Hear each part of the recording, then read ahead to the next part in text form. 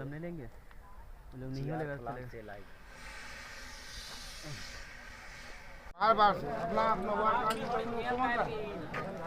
दुर्भाग्यपूर्ण घटना है कि रात में किस कारण से कैसे ये तो पूरी स्पष्ट नहीं हो पा रही, लेकिन वो डंपर के नीचे आके उसकी मौत हो गई। तो तत्काल जो है जीआर वालों ने, जो कंपनी वाले लोगों ने, उनको तुरंत अपने ही गाड़ी में लाद के किशनगंज भेजा। किशनगंज जाते जाते रास्ते में बेचारे का स्वर्गवास हो गया। तो उसी को लेके एक रोष आदिवासी समाज ही नहीं, इस इलाके के सारे लोगों में था। सुबह से जो है हाईवे जाम था। रात से ये लोग इंतजार कर रहे थे कि कंपनी के कोई लोग आए और बात करें। तो संजोग से प्रशासन वगैरह आया, हम लोग बैठे। कंपनी के बिहाफ में राम गोपाल जी, जो कंपनी के यहाँ पे जो प्रोजेक्ट मैनेजर है, उनके साथ बैठ के प्रशासन के लोग के साथ एक समझौता हुआ है। उस समझौता के तहत जो है उसके एक कंपनी के तरफ से मुआवजा दिया गया, और जो इंश्योरेंस वगैरह का भुगतान है उसमें कंपनी मदद करेगी। और प्रशासन, एसडीओ साहब और डीएसपी साहब ने आश्वासन दिया है कि जो 5 लाख जो मुआवजा है एक्सीडेंटल, वो हम लोग हफ्ता दिन में जो है उसको हम लोग भुगतान करेंगे।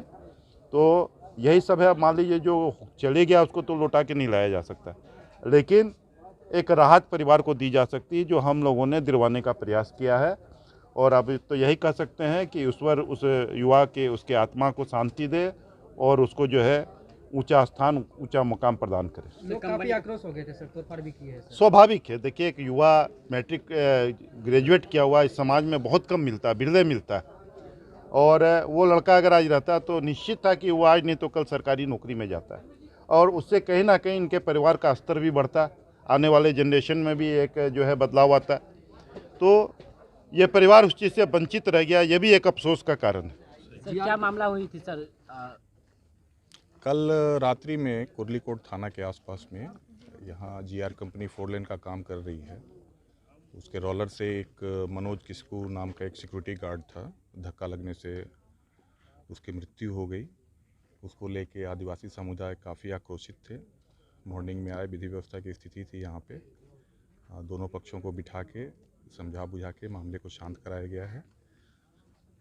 स्थिति अब नियंत्रण में है। पोस्टमार्टम भी बॉडी का हो चुका है और वो अपने घर लेके गए हैं, वहाँ फिर वो लोग अंतिम संस्कार करेंगे। कितने साल से कार्यरत थे सर वो युवक? लोगों द्वारा बताया गया, कंपनी द्वारा बताया गया, लगभग 1 साल से यहाँ पे वो लड़का काम कर रहा है। सर वर्तमान कुर्लीकोट थाना अध्यक्ष पर सर लोग काफी आक्रोश है सर।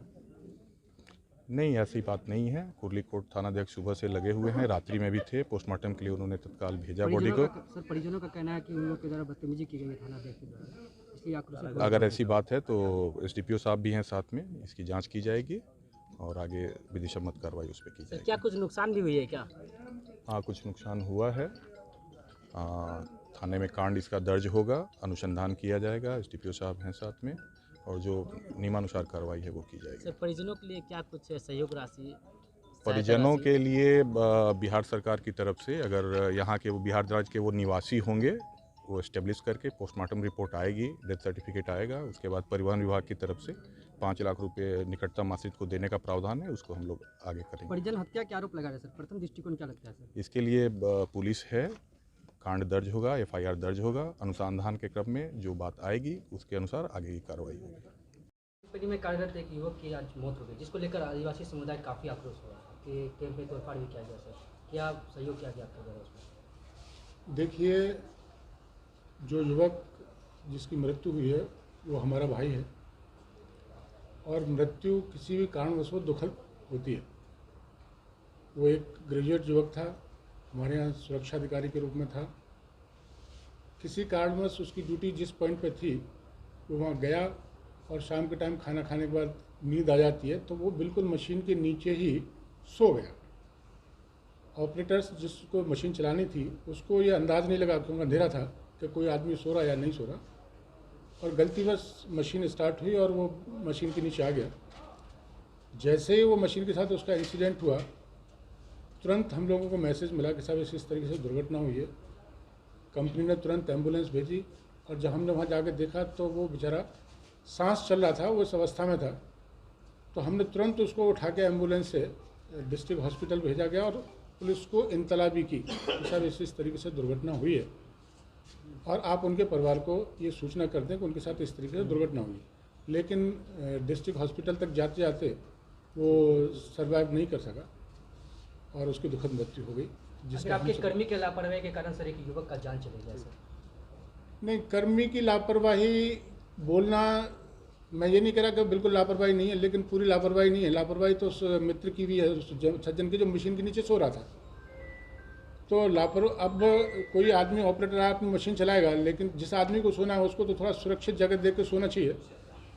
गलती है, दोनों एंड से है, मैं ये नहीं कह रहा किसी गलती है, गलती नहीं है, लेकिन दोनों एंड से गलती है।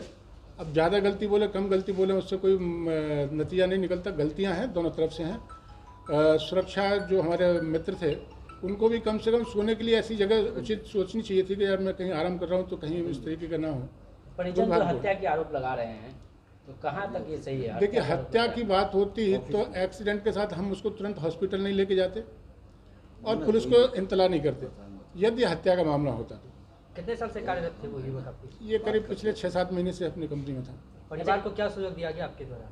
सर, परिवार को हम लोगों ने अभी उनको थोड़ा वित्तीय पोषित किया है, उनको सहायता दी है। अभी हम लोगों ने 5 लाख रुपए उसको तुरंत सहायता के रूप में दिए हैं और करीब 7 लाख रुपए उनके नॉमिनीज़ को अकाउंट ट्रांसफ़र किया जाएगा।